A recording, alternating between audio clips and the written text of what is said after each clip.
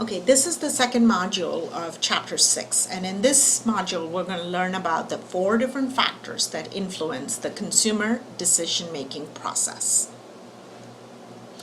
So let's look at the first factor, which is a very macro level factor, and it's called culture, right? So you've heard this term before, we've learned about it in Chapter 4 as well. But when we talk about cultural influences, we're talking about these core values, these behaviors, these rituals that we learn from being a member of a society, right? From family, from other institutions. And what marketers also recognize that in addition to this broad culture, within that broad culture are also what are called subcultures. So these homogeneous groups that have, somewhat unique cultural elements that differentiate them or make them unique relative to the mainstream culture. So for example, in the US, you have the Hispanic Americans, you have the African American culture, the Asian American culture, and those are sort of racially associated subcultures. Then we also have what are called geographical subcultures, right? And your textbook kind of also talks a lot about these different microcultures that coexist within a larger culture, right? So, for example, people in the South versus people in California, on the West Coast, versus people who live in the Mid-Atlantic, that each one of those geographical cultures also have their own nuances, and that has an impact on the kinds of products and services consumers purchase. The second factor has to do with social influences. And here we recognize that there are these 3 levels of influence, right? So the first one is called reference groups. And these are groups whom we as individuals either aspire to be a part of or don't aspire to be a part of, right? So for example, if I'm an aspiring athlete, I look up to the NFL players and I want to mimic their behavior, their choices, right? Opinion leaders are usually the head or the sort of the lead member of that reference group. So for example, if you work in a company, your manager, your supervisor, or the CEO of the company tends to be the opinion leader, and you will tend to mimic his or her choice in your own purchase behavior. Family members also exert a lot of social influence, right? So you can imagine, how family members drive a lot of purchase decisions. So a lot of times marketers use celebrities, as you can see here, because celebrities function as opinion leaders. They make up that reference group called, this high aspirational group. I want to be like that celebrity, and a well-known celebrity will be an opinion leader. And so here you can see Taylor Smith's like having this, Taylor Swift, is sharing her opinion about drinking milk and being, making that part of your regimen. Family roles, like we said, that is also an important social influence. So even though this medicine is meant for children, look at how the company is targeting the parent of a young child at home and understanding that it's the parent who is making the purchase decision.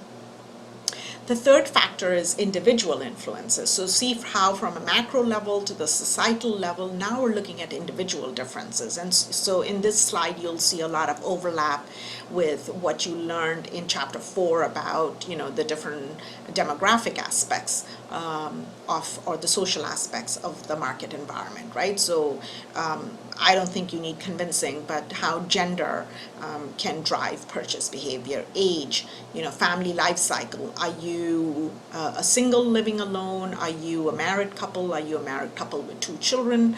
So which life cycle stage you are in will also have an impact on the kind of products and services you buy.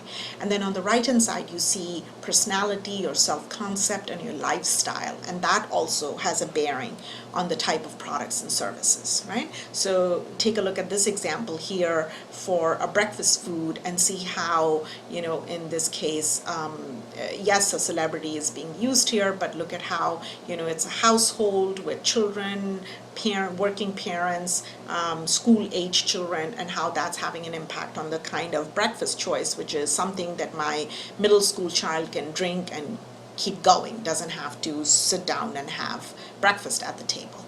Gender difference is very common, same product, but one is delivered in a color that's more appealing to men versus in pink, which is more appealing to women.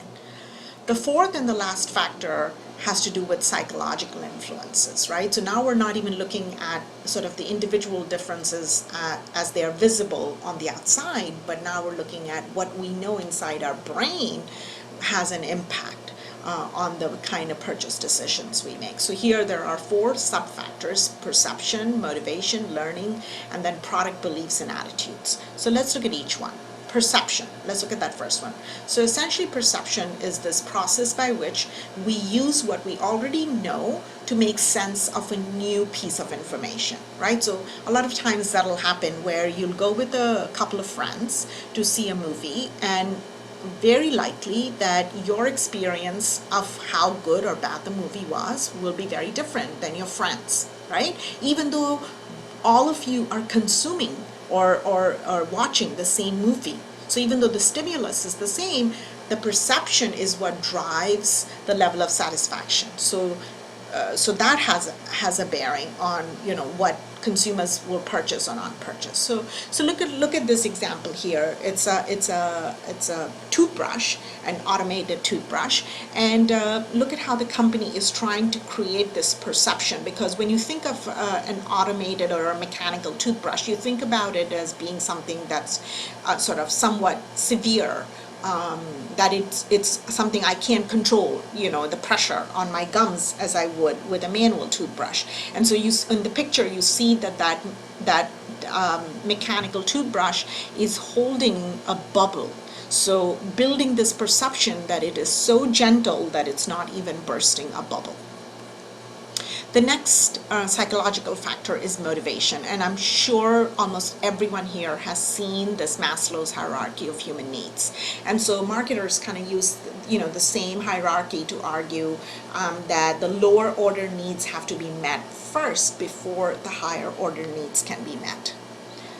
The next one is learning. So learning is, how does the consumer acquire information?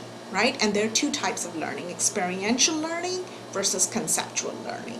So for example, did you learn about the car by driving it, taking it out for a test drive? That's experiential learning. Or did you learn about the new car by reading about it on the website, which is conceptual learning? And so the way in which you learn information can also have an impact on your behavior.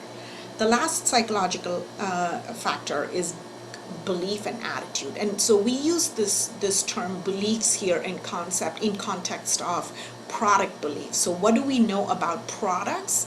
And attitudes is based on what we know, how do we react to the product? So when you hear someone say, I like Coke, that is an example of a person's attitude towards the brand Coca-Cola.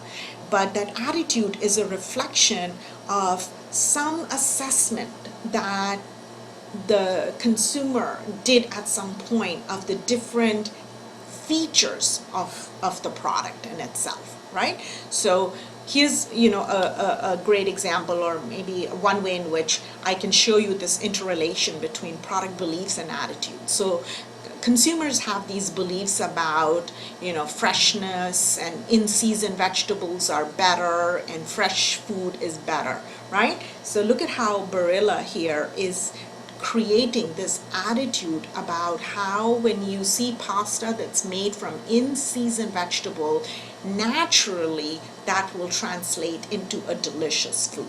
Right? So it's always going to be more delicious when it's made from in-season vegetables. So obviously this ad ran during the fall season because you can see the butternut squash and carrots, which are fall vegetables, being shared with the consumer. So how we learn information and the kind of attitudes we have will also have a bearing on the kind of products and services we choose. So that's all I have on this module, and I hope that it's an important piece. It gives you an insight about how consumers make decisions. And if you're wondering as a marketer, why do I need to learn this? It's because if you don't understand how consumers make decisions, you cannot build a marketing strategy to influence that decision. So at the bottom line, as a marketer, your responsibility is to get the consumer to purchase your brand over your competitor's brand. And therefore, it's really important that you understand how consumers make decisions and what drives those purchase behaviors, right? So thank you for your attention, and I hope you find this lecture insightful.